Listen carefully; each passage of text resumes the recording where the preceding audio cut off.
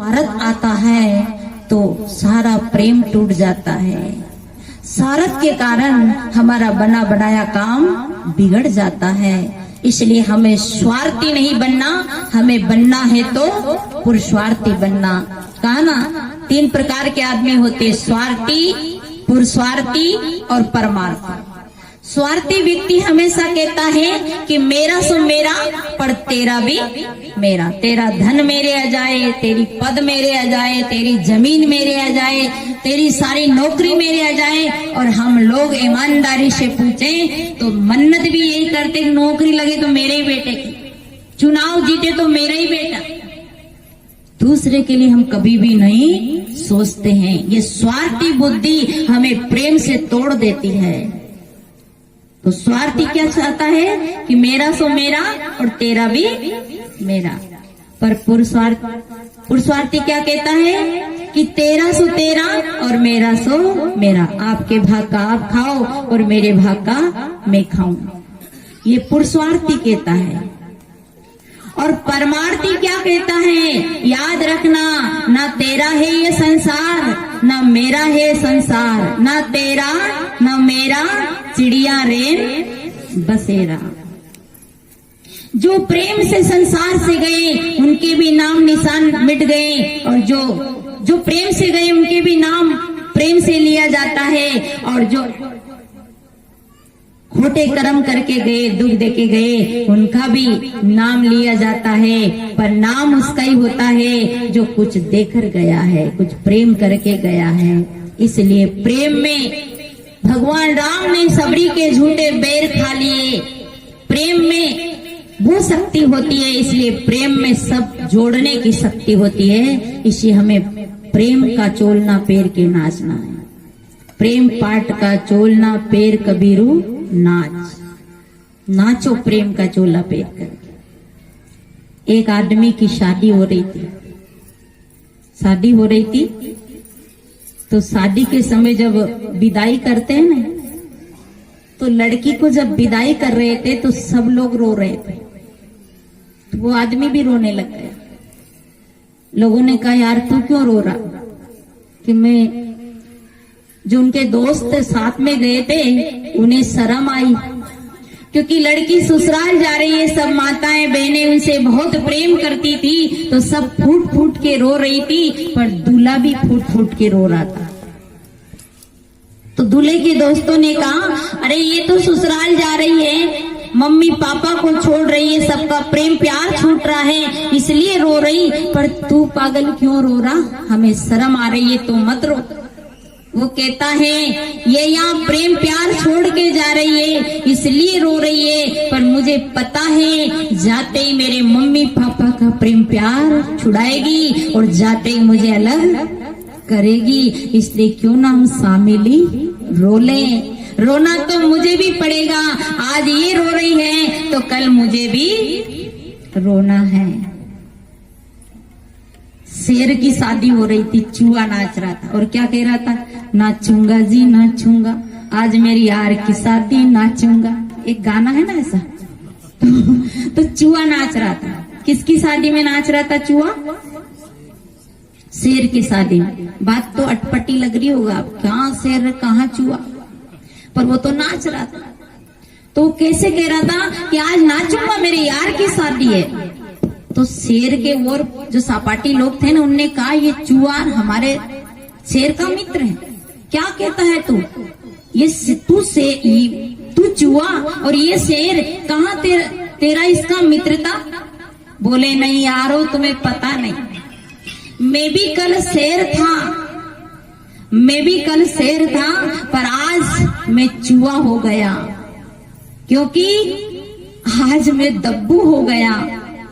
आज मैं घर से सबसे प्रेम टूट गया और आज मैं अकेला हो गया, क्योंकि मेरी शादी नहीं हुई थी तब तक मैं शेर था, क्योंकि माँ से प्रेम करता था, बहन से प्रेम करता था, भौजाई से प्रेम करता था, सबको प्रेम रखता था। पर घर में जब मेरी शादी हुई तो शादी में कौन आती है? बहू रानी। और बहू रानी सबका प्रेम तोड़ देती है, सबसे अलग कर देती है। तो भाइयों, अलग भी रहो तो प्रेम से रहो, मिल करके रहो, भाईचारे से रहो, और जहां प्रेम होता है वहां सब कुछ अच्छा लगता है।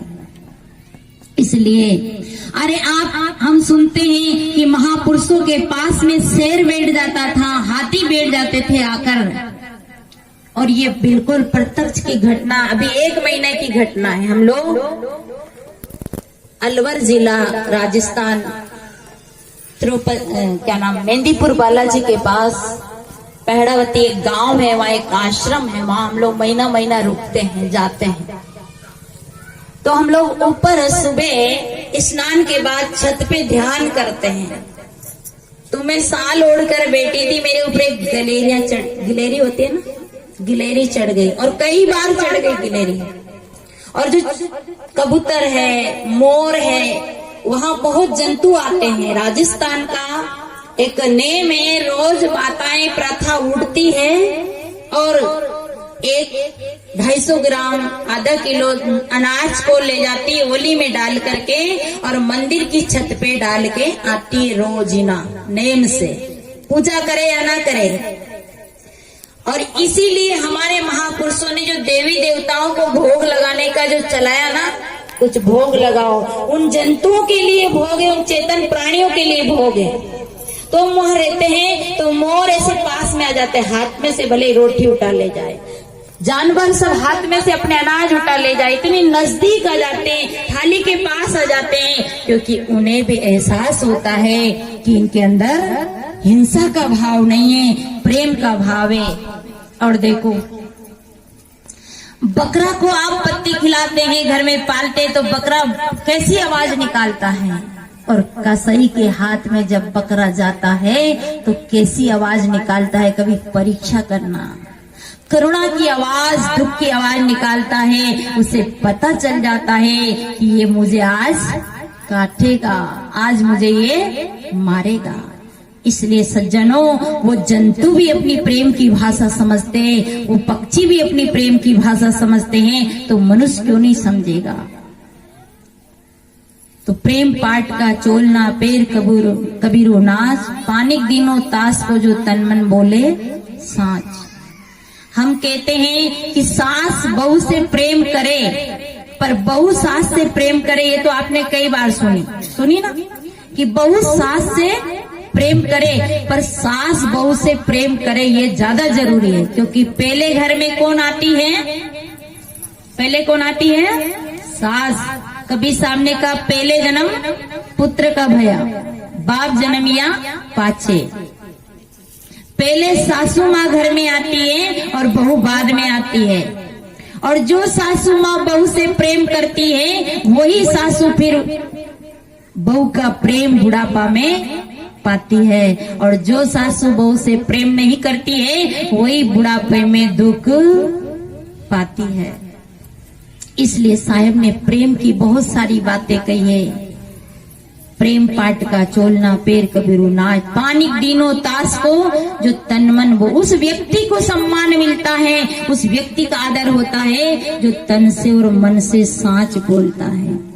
हम तन से तो गलती करते ना करते, पर मन से बहुत बड़ी गलती करते हैं। मन से भी हम बहुत छल करते हैं, कपट करते हैं। मन हमारा कहाँ स्थिर रहता है, तन भी स्थिर नहीं रहता है तो मन भी स्थिर नहीं रहता है। मन में आते हैं विचार तो फिर वही तन में आते हैं। पहले हम गाली भी देते हैं ना, तो कहाँ देते हैं, मन में गाली देते। पहले कभी किसी से लड़ना हो तो गाली कहाँ देते अपन, पहले मन में देते हैं, और मन में गाली देने के बाद फिर वाणी से देते हैं। किसी को कुछ कहना हो तो पहले रील तैयार होती है।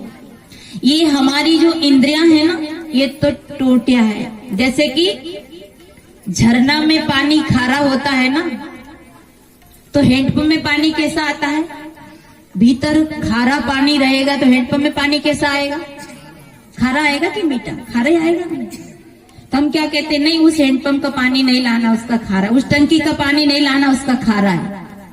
टंकी का पानी खारा है कि जो जहां से झरना आया वहां से खारा था। नल में जो पानी खारा आ रहा ना, वो नल का दोष है, टंकी का दोष है कि झरना का दोष है? बताओ, झरना का दोष है ना। अगर झरना में पानी शुद्ध होता तो टोटी में कभी भी खारा पानी नहीं आता, नहीं आता नहीं। तो अंतःकरण में, विचारों में, मन में अगर सात्विक भाव है तो कभी भी बुरा शब्द भी नहीं निकलेगा। अंदर ही गंदगी है तो बाहर भी गंदगी। कबीर साहब क्या कहते हैं, जो तू सांचा बाणिया सांची हाट लगाओ, अंदर झाड़ू दे के कोरा धूर बहाओ। और झाड़ू कहाँ लगाना है? अंदर, तन में और मन में कोई कचरा नहीं होना चाहिए। तन में भले ही कचरा आ जाए, क्योंकि तन में तो मेल आ जाता है, गंदगी आ जाती है, पर मन साफ होना चाहिए, उसके लिए झाड़ू लगाना चाहिए। आइए भजन सुन लेते हैं। हृदय मंदिर